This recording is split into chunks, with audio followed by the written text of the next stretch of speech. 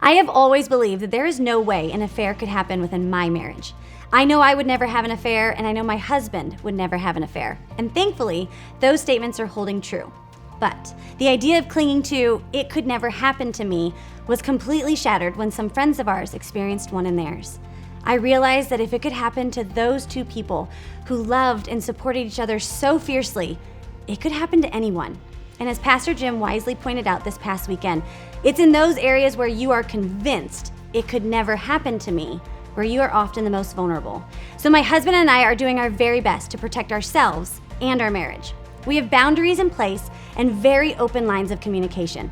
Since we have vowed to each other before all of our friends and family, and most importantly to God, that we will be devoted to only each other for the rest of our lives, we take it pretty seriously. For those of you who are married and even those who are dating or thinking about getting married, it's important to have boundaries. Yours may not be the same as mine and my husband's, but the goal is to find the boundary and then set it.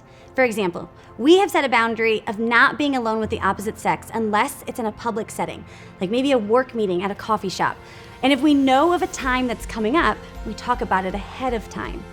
This gives us the opportunity to discuss on the front end if we're uncomfortable with any of the plans before they happen, rather than doing damage control afterwards. I would encourage you to have some time with your spouse or significant other this week and talk through what are your boundaries and what they might need to be in your relationship, because you'll never regret having these boundaries in place on the front end, rather than trying to work through the mess and the heartache that can be caused by an affair.